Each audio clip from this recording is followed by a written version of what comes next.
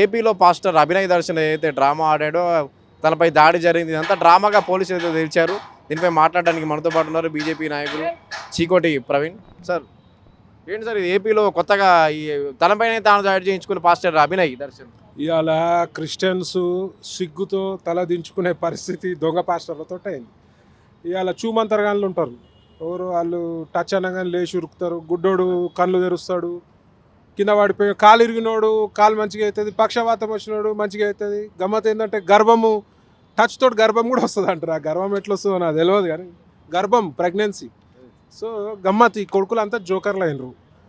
Original pastor అనేటోడు అట్లా చేయడు. ఒరిజినల్ పాస్టర్లు ఒక పద్ధతి ప్రకారం ఉంటారు, ఫాదర్లు ఒరిజినల్ పద్ధతి ప్రకారం ఉంటారు. కానీ ఎట్లయితే ఈ పాస్టర్ల ముసుగులో కానీ ఫాదర్ల ముసుగులో కానీ దొంగ క్రిస్టియన్లు ఎవరైతే వచ్చిర్రో ఆ క్రిస్టియన్ సమాజాన్ని మోసం చేస్తున్నారు. ఇలా దశమ భాగం అని చెప్పి మోసం చేసుడు, మీకు మేము ఇచ్చేయగలుగుతాం, మాకు అద్భుతమైన శక్తులు ఉన్నాయని చెప్పి ఇలా క్రిస్టియానిటీని భ్రష్టు పట్టిస్తున్నారు ఈ కొడుకులు. మరి ఒరిజినల్ క్రిస్టియన్ సోదరులకు చెప్తున్నా, మేము మాట్లాడితే క్రిస్టియానిటీకి యాంటీ, మేము క్రిస్టియానిటీకి ఎప్పుడు యాంటీ కాదు. ఈ దొంగ పాస్టర్లకే యాంటీ, ఈ దొంగ ఫాదర్లకే యాంటీ. కేరళలో ఎన్నో సంఘటనలు జరిగినాయి, పాస్టర్లు కూడా మహిళలపై అత్యాచారాలు ఇట్లాంటి సంఘటనలు జరిగినాయి. మరి ఇవన్నీ చూడాలి. దీనివల్ల మీకు మీద క్రైస్తవ సమాజం నుంచే వ్యతిరేకత, అంటే వాళ్ళే అతని మీద ఎక్కువ విమర్శిస్తూ తిడుతున్న పరిస్థితి. ఇప్పుడు వాడు హిందువులని వాళ్ళకి ఎట్లా చూపిస్తాడంటే పెద్ద ద్రోహులు లెక్క చూపిస్తాడు. వాడు అభినయ్ గాడు, ఇంకోడు అజయ్ అని ఒకడు ఉన్నాడు. ఈ లుచ్చాముండా కొడుకులు చాలామంది ఉన్నారు ఈ పాస్టర్లు. ఈ దొంగనా కొడుకులు వీళ్ళు ఒక 1000 మంది వస్తే ఈ దొంగనా కొడుకులు పుడతారు. సో ఇసుంటి దొంగనా కొడుకులు ఒరిజినల్ క్రిస్టియన్స్కి హిందువుల మధ్యలో విభేదాలు సృష్టించడానికి ఇట్లా దాడి జరిగిందని చెప్పి ఇవాళ హిందువులను బ్లేమ్ చేసే ప్రయత్నం చేశారు. కానీ ఇవాళ వాళ్ళ నిజస్వరూపం బయటపడ్డది. ఇలా ఒరిజినల్ క్రిస్టియన్స్ సిగ్గుతో తలదించుకునే పరిస్థితి. ఇలా ఒరిజినల్ క్రిస్టియన్స్ బూతులు తిడుతున్నారు. ఇక సో ఇసుంటి దొంగనా కొడుకులు ఏ ఊర్లోకి పోయినా సరే మత ప్రచారం పేరుతోటి కూడా ఈ దొంగ పాస్టర్లు పోతారు. ఆడ ప్రజలు గమనించాలి, పోలీసు వాళ్ళకి ఇన్ఫర్మేషన్ ఇవ్వాలి. ఎక్కువ చేస్తే తన్నుమనే చెప్తాను నేనైతే. 10-15 ఏళ్ల కిందట చర్చి అంటే అందరూ వెళ్ళేవారు, ఒక పాస్టర్ అన్న గౌరవం. చర్చి స్కూల్స్ అయినా కానీ చాలామంది చదువుకున్నారు హిందూ, అలా తేడా లేకుండా. కానీ ఈ 5-6 ఏళ్ల కాలం నుంచి క్రిస్టియన్ అన్నా కానీ పాస్టర్ అన్నా కానీ ఎందుకు ఈ వ్యతిరేకత? ఎందుకంటే ఈ దొంగ కొడుకులు ఎక్కువైపోయారు కదా, అంతా దొంగనా కొడుకులే వచ్చేటోళ్ళు. ఇప్పుడు అంతా దొంగ పాస్టర్లే. వాళ్ళు ఒరిజినల్ పాస్టర్లా మతం మీద ప్రేమతోటి, యేసు మీద ప్రేమతోటి వస్తలేరు. డబ్బులు దండుకుందాము, సమాజంలో ఎట్లా ఫేమ్ కావాలి, హిందువులను ఎట్లా ఫేమ్ చేయాలి, హిందువులకి పాస్టర్లకు మధ్యలో క్రిస్టియన్లకు మధ్యలో ఎట్లా మత విద్వేషాలు సృష్టించాలి. ఇప్పుడు ఈ దొంగన కొడుకు దాడి చేసిరు అంటే హిందువుల మీదే అన్నాడు. లాస్ట్ టైం మా ప్రవీణ్ పగడాలు చచ్చిపోయింది కదా, హిందువులకు ఏం సంబంధం? వాడు యాక్సిడెంట్ అయ్యి చచ్చిపోయాడు, మస్తు తాగి గుద్దుకొని చచ్చిపోయాడు. వాడు చచ్చిపోతే హిందువుల మీద ప్రేమ. గమ్మతైంది తెలుసా, వాడు చచ్చిపోయినప్పుడు ఆయన్ని పరామర్శించడానికి ఒక ముస్లిం పెద్ద వచ్చిండు. ముస్లిం పెద్ద వస్తే ఖమ్మం నుంచి ఒక పాస్టర్ గాడు ఏం చెప్తాడు, మీరు మేము అంటే క్రిస్టియన్స్ ముస్లిమ్స్ కలిసి హిందువులపై దాడి చేద్దాము, హిందువుల ఉనికి లేకుండా చేద్దాము అని చెప్తారు. అరే హిందువులు ఏమైనా గాజులు వేసుకొని కూర్చున్నారా?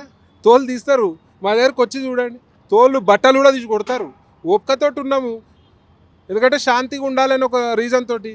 కానీ హిందువులపై దాడి చేస్తామంటే మీకు అంత సీన్ ఉన్నాదిరా?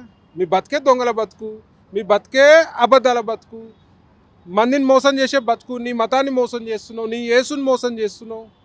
గమ్మత్తు ఏసయ్య అంటారు, ధ్వజస్తంభాలు పెడతారు చర్చిల కాడ. ఇంతకుముందు క్రిస్టియన్లో లేదు, కొబ్బరికాయలు కొడుతుర్రు, గంటలు పెడుతుర్రు.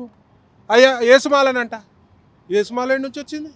మా అయ్యప్ప మాల ఉంది, భవానీ మాల ఉంది, ఏసుమాల అని పెడుతున్నారు. అంటే ఎంత మభ్యపరుస్తున్నారు చూడు. గమ్మత్తు కరీంనగర్లో ఏసు బతుకమ్మనంట.